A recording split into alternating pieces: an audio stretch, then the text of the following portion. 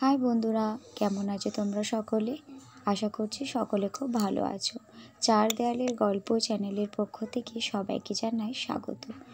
কয়েকদিন আগেই আমাদের এখানে জগদ্ধাত্রী পুজো সবেমাত্রই শেষ হয়েছে, আর তার জন্য মনটা একটু খারাপই ছিল। আর যখন শুনলাম বাড়িতে আমাদের টিনুদা নেমন্তন্ন করে এসেছে কার্তিক পুজো, তখন মনটা অটোমেটিকই বদলে গেল।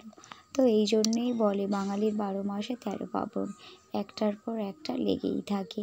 এটা দেখো, এরা দুজনে, এনাদেরই কথা বললাম। ইনি টিনুদা আমার দেওর সম্পর্কে হলেও আমার থেকে অনেকটা বড়। এটা ছিল অনেকটা রাতে, যখন এরা দুজনেই পুজোয় একেবারে প্রথম প্রহরে বসে গিয়েছিল। আর দেখো, তোমাদের একটু দেখাই, কার্তিক পুজোয় কত রকমের অনেক কিছু জিনিস দিতে হয়। আর এই পুজোটা তো রাতের পুজো, সারা রাত ধরে প্রায় হয়েই থাকে।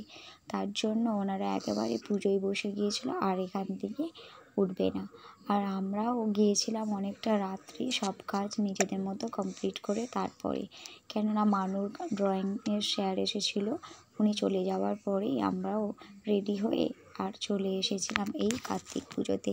আর আমাদের ফ্যামিলির সকলেই এখানে উপস্থিত ছিল। তো আমি তো অনেকটা, যেহেতু রাতে গিয়েছিলাম, অনেকে বাড়ি চলে এসেছিলো, আমার সবাইকে দেখা সম্ভব হয়নি, তার জন্য বেশি কাউকে দেখাতে পারলাম না। আর দেখো, তোমাদের একটু দেখাই, আমরা বেশিক্ষণ এখানে না দাঁড়িয়ে আমরা একেবারে ছাদে চলে গিয়েছিলাম, যেখানে খাওয়া দাওয়া হয়েছিল। এই দুজনকে দেখো, এই একটা ছিল তোমাদের দাদাভাই, একটা আমার আর একটা দেওর, আর একটা ছিল আমার দেওরের ছেলে। আর আমরা কথা বলতে বলতে খেতে বসে গিয়েছিলাম। খাবার আইটেমে ছিল লুচি, ডাল আর আলুর দম। লুচি আমি বেশি খেতে পারি না বা পছন্দ করি না, একটা দুটোই খেয়েছিলাম। তারপরে যখন জিজ্ঞাসা করলাম এখানে মুড়ি পাওয়া যায়, মুড়ি আছে কি খাওয়ার জন্য, তখন বললো হ্যাঁ আছে। আর সেই জন্য আমরা দুজনেই মুড়ি নিয়েছিলাম। আর লুচি সেরকম একটা দুজনেরই পছন্দ নয়। আর ওদিকে অনেকেই বসে খাইয়েছিল, ওদের পাশের বাড়ি, কিন্তু সবার পারমিশন না নিয়ে ভিডিও করাটা ঠিক সম্ভব নয়, কে কীভাবে নেবে, তার জন্য আর কি কাউকে দেখাতে পারলাম না। তো চলো, আমাদের টাটা বাই বাই, আজকে আমরা বাড়ি চলে যাব এবারে। আর বাড়ি যাবার পথেও দেখো, দু ভাই বোনের একটু হলো, এ বলে আমি সামনে বসবো, ও বলে আমি সামনে বসবো।